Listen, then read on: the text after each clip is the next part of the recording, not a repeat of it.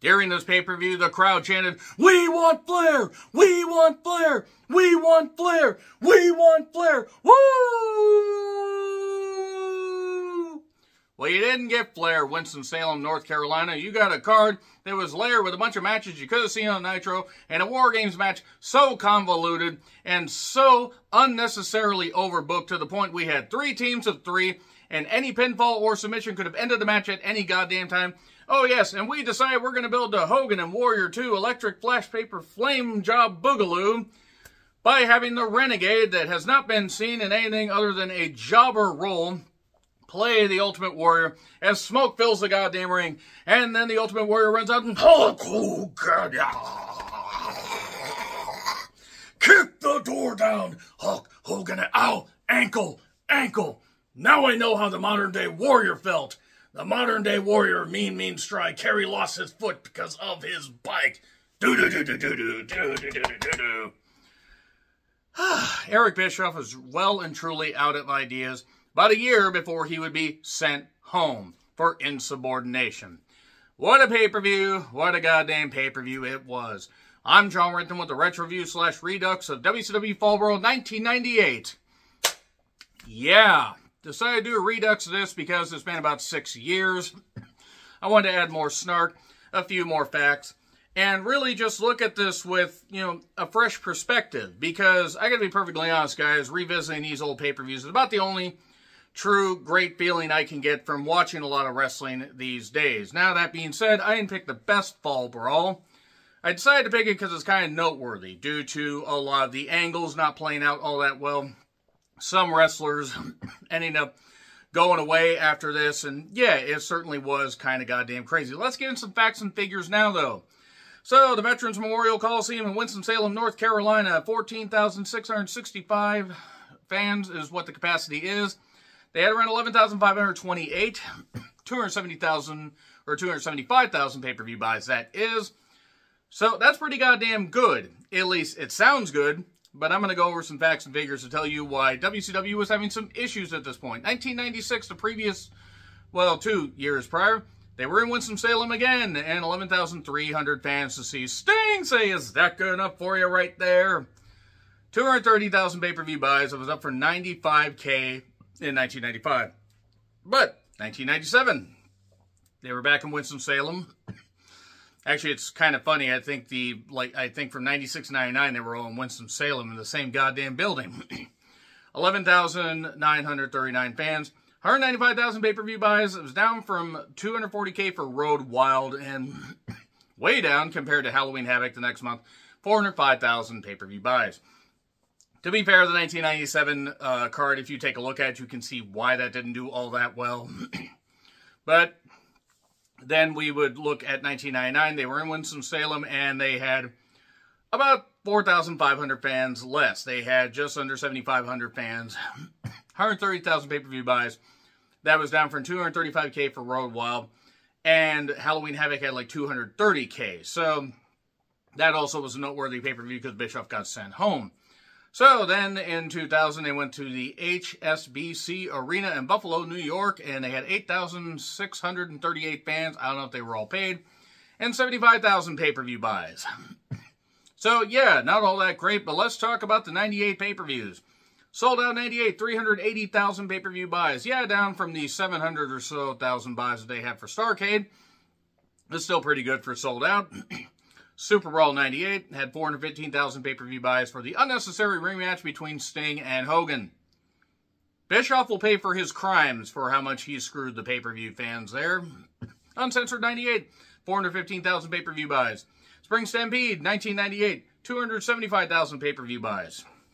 That was where Randy Savage beat Sting and then lost the title to Hogan right the next night. Slamboree 98 had the same goddamn pay-per-view buy rate, 275,000. So really, this is on the lower end.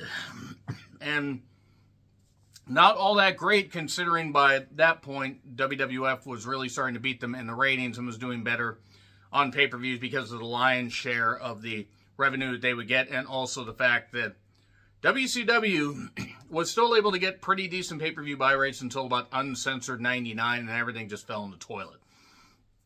So the Great American Bash 98 had 290,000 pay-per-view buys. Bash at the Beach 98, where we had Hogan and Rodman against DDP and Karl Malone, 580,000 pay-per-view buys.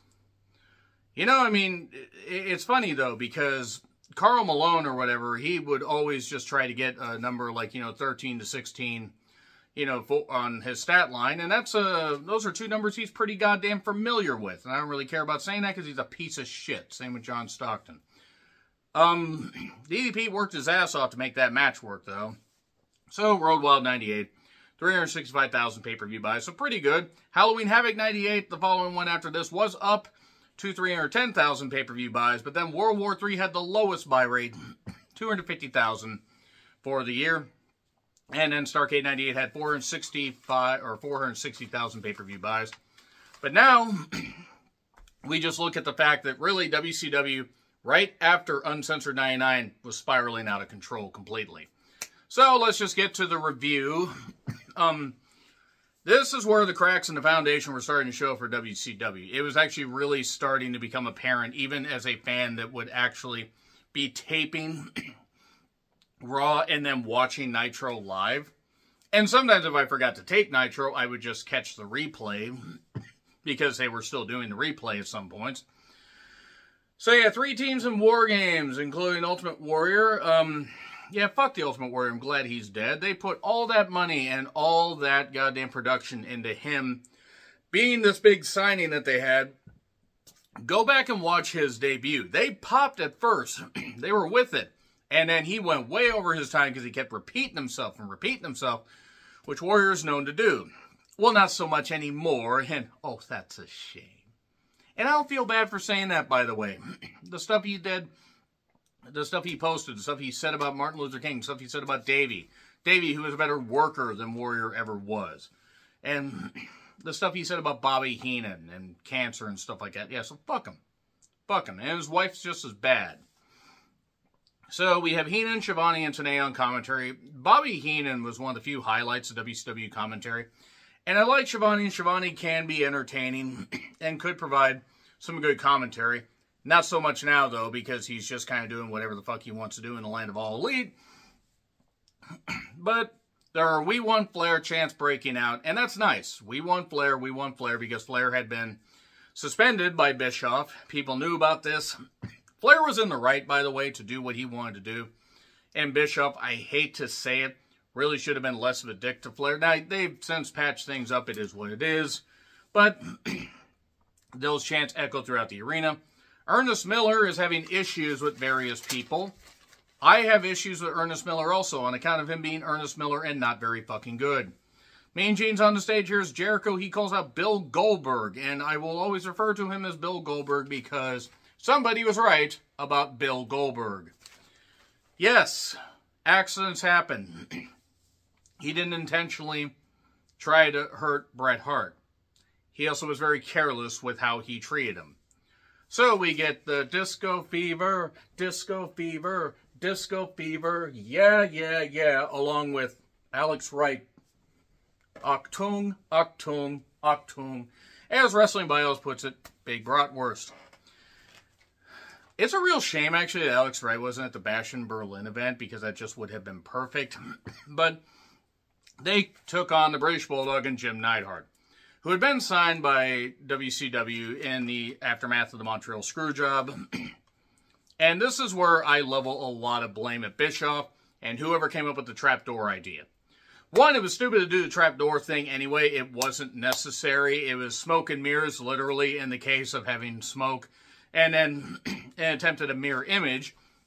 Even though the Renegade looked nothing like him and the Renegade's career was stunted, and unfortunately the Renegade took his own life. That, you're just plain old Rick.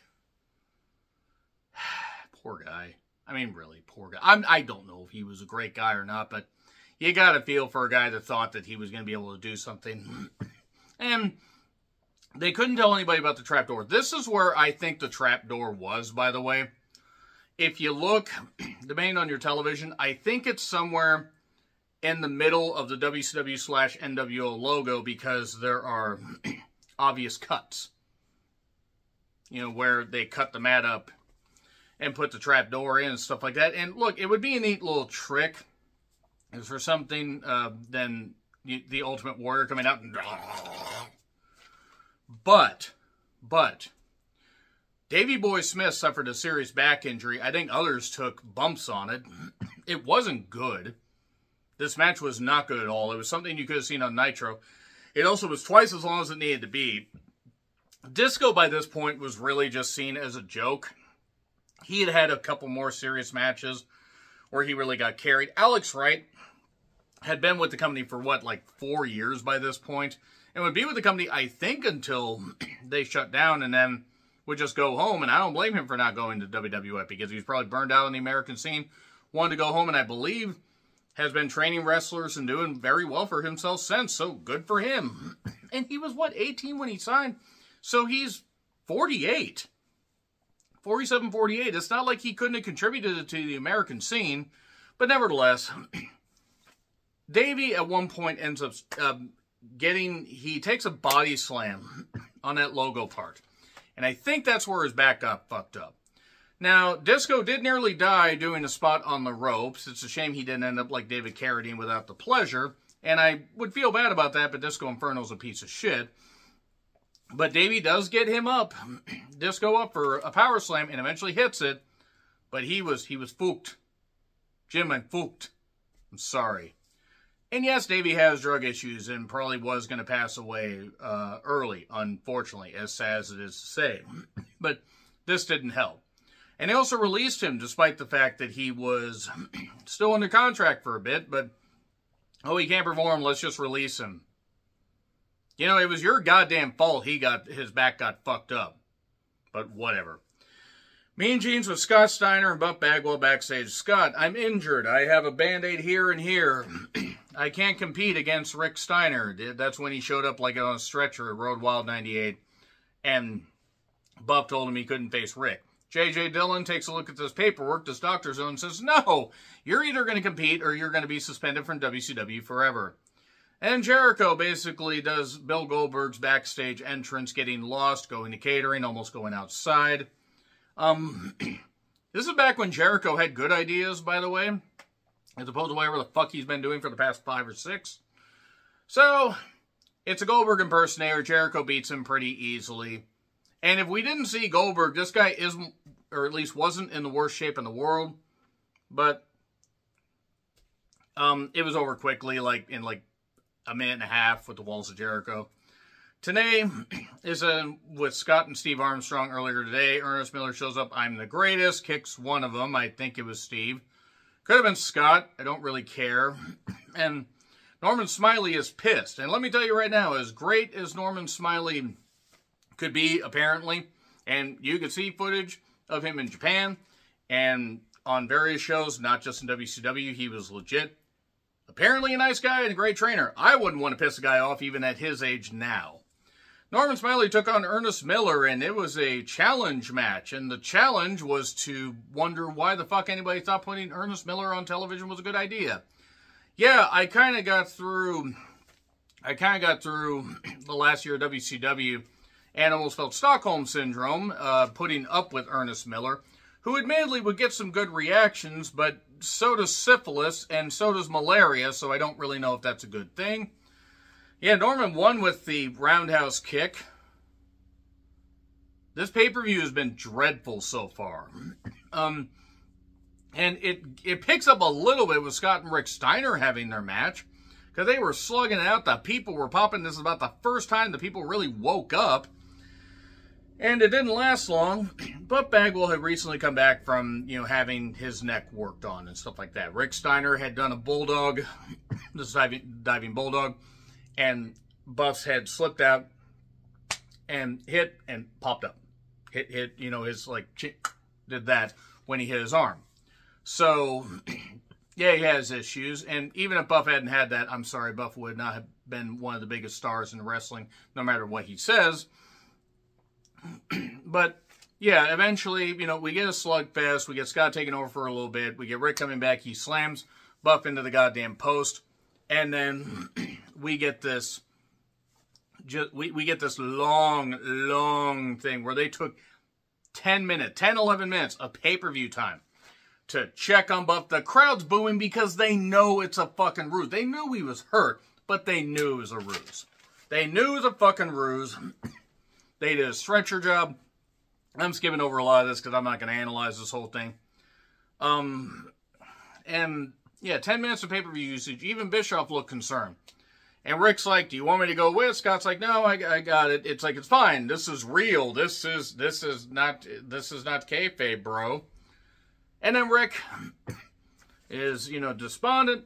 And then mainly Rick and Buff get out, and Scott and Buff rather get out and attack Rick. And yeah, right there, no wonder pay-per-view fans are starting to feel pissed off.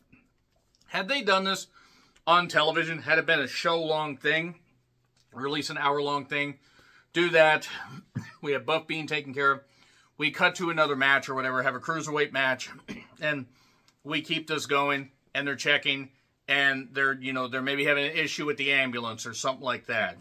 And the cruiserweight match is over in like 6 minutes. And then you cut back, Rick is all despondent. Scott gets out. There's something wrong with the ambulance. Can you help? Sure, okay, I'll help you, brother, even though we've been in this grudge match. And then, I don't know, Buff Bagwell sneaks out and everything. And you can't really gimmick the car or the hood coming down. But do something where he, slams him into the side. Oh my god, it's Buff! And it was a ruse. And on TV, at least, yes, the fans might have been pissed in the arena, but one might have popped a rating, couldn't have hurt the ratings, and wouldn't have made pay-per-view customers feel like they were being ripped off. Speaking of being ripped off, here is a match you could have seen on Nitro. It was Juventud Guerrera against Silver King for the Cruiserweight title. Commentary talks for about the first 2 to 3 minutes about the Scott Steiner, about Bagwell stuff. The crowd didn't really care. There were even boring chants at some points. Hoovy botches and nearly lands on his goddamn head because it's a day that ends in Y, so of course Hoovy botched. Hoovy was a tremendous talent. Maybe still is. I know he was on an AEW show at one point. He looked okay. But that being said, he does eventually hit a poison run off the top one, and it's a 450, 1, 2, 3. So right here, we are not doing all that well. We are really not excelling here. WCW is dying in this pay-per-view.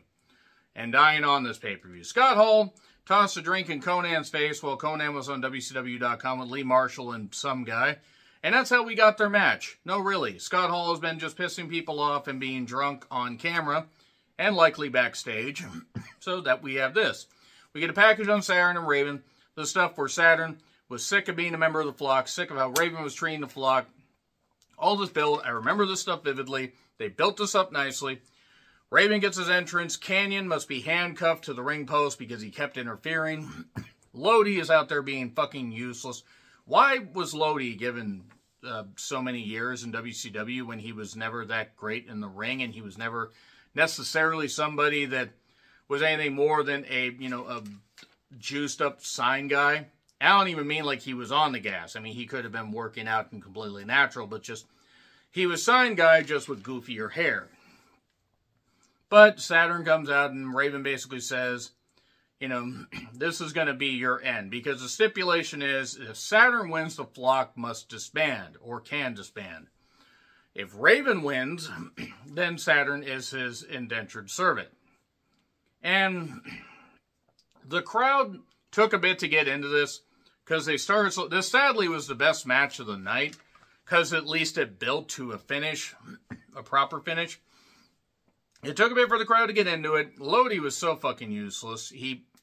And I know the idea is he was supposed to interfere and cause some issues, and this wasn't supposed to work out this time, but I'm sorry. Even as a teen watching WCW, I'm like, why is this guy there?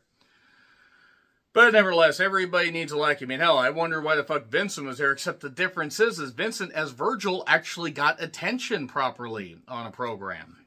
So the chair, the drop toe holding the chair didn't exactly work. And then the flock comes and brings the table out, Sick Boy, various others.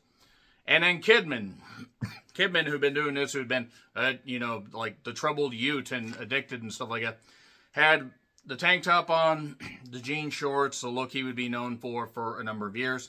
Stand on top. It looks like he's about to hit the shooting star press rather on Saturn. And the referee's distracted. And suddenly, drop kick to Raven. The people pop. That's the biggest pop of the night so far.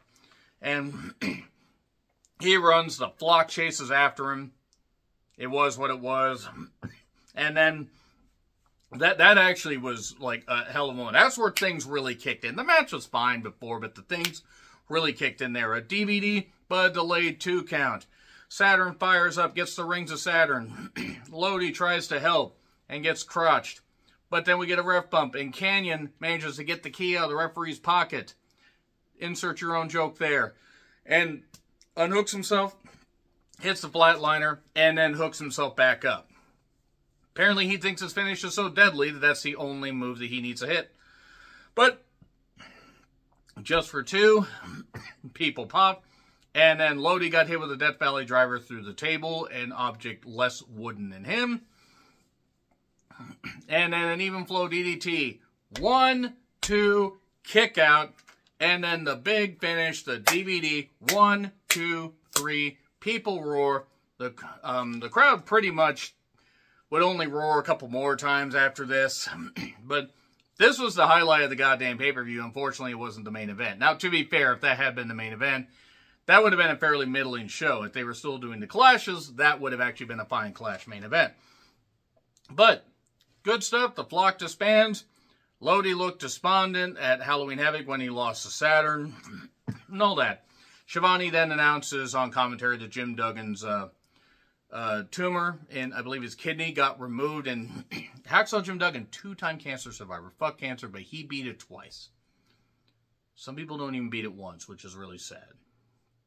But, you know, that was some good stuff. And he even came back into the ring and wrestled. Let's just ignore the following year's Fall Brawl when he basically sandbagged Berlin. Yeah. Nevertheless, we get a brief package on Malenko and Henning, who were in a cage on Nitro. Rude and Arn Anderson interfere. Rude was getting more physical because he was apparently training to have a comeback. But then couldn't get the Lloyds of London insurance. Like some kind of payment thing. He had to do a repayment deal.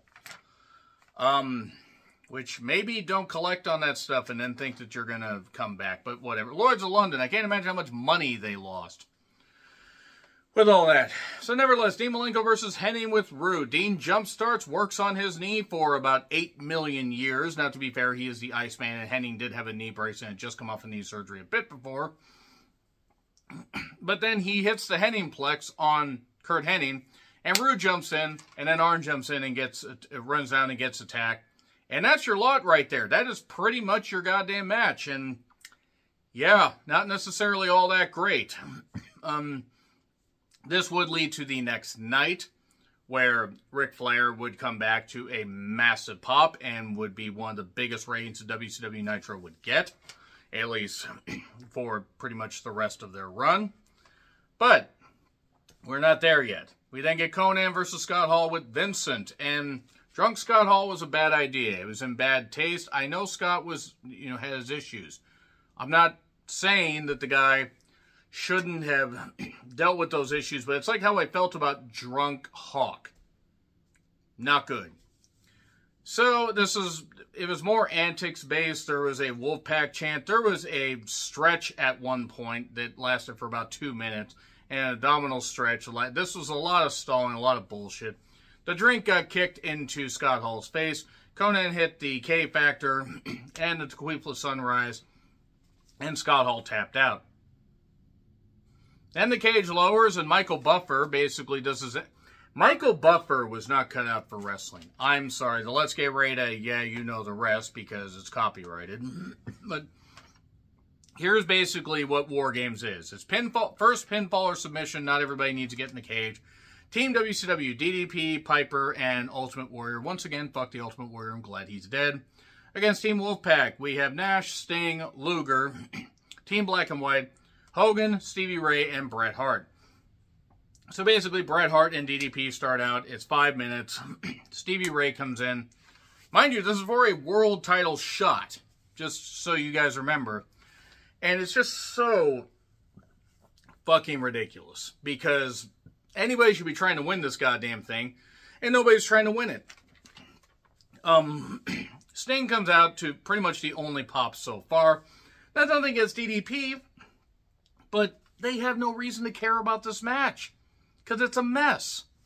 And then, you know, Piper comes out, and then we get, let's see, what the fuck, let's see, Piper comes out, I believe Nash comes out, no, Luger comes out, and then Hogan comes out before his time, Nash comes out, and basically, like, we just get all this stuff going on. I mean, it's like, regardless of what order, the bottom line is they had to save Ultimate Warrior for last, because of his age and the fact that he was so goddamn juiced up, he was so fucking winded, but they had the smoke to...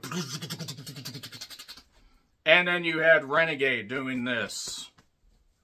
And then, actually, he had to do it a little bit too long, because they had to let the smoke die, and then, don't let it die long enough that we don't see it's him in that, and then Hogan attacks him, and they're about to beat him down, and then more smoke fills. And then, boom, the pyro goes off, and Ultimate Warrior runs down and slips on the goddamn steps. Good job, you fuck nugget. And he ends up basically he's not able to hit any goddamn moves properly because he could never work to save his life. He couldn't save his life in the end, could he? But that being said, he has a face-off with Hogan. It doesn't last very long. And then gets distracted enough to where Hogan basically gets out of the goddamn ring because the Disciple, a.k.a. Bruce the Barber Beefcake, not with his wife Bay the Barback Queefcake, gets him out of the ring. And then Warrior's like stumbling around. Mind you, we just have a few minutes left of pay-per-view time, by the way, according to what's on the cock, but also what's on the feed. The cock feed, as it were. We all need that, nevertheless. He's stumbling around, shaking this, and then he works on the gimmick corner part and gets out and then apparently hurt his ankle. So, yeah, him and Kerry Von Erich have something in common, in that they're both dead. That's mean, but I don't really feel bad about saying that about Warrior. But, yeah, then he stumbles out and... That's probably what his last gasp was. Again, if Warrior wasn't a piece of shit, I'd feel bad. Drew a lot of money and sold a lot of tickets for a brief time. But then DDP hits the Diamond Cutter on Stevie Ray and gets the victory 1-2-3. And that's your end of War Games 98. That pretty much killed War Games right there. No, think about it, because by that point, even War Games 97 had its moments, but the finish killed it. You could argue that the 96 War Games was like pretty much the last proper one. Because the WWE one, they gimmick it up with too many weapons, and then another company gimmicks it up with way too many weapons. But nevertheless, yeah, that is the end of Fall Brawl 98. Let me know your thoughts in the comments. Like, share, subscribe, Twitter handle in the description. I'm John Rickland. I'll see you soon.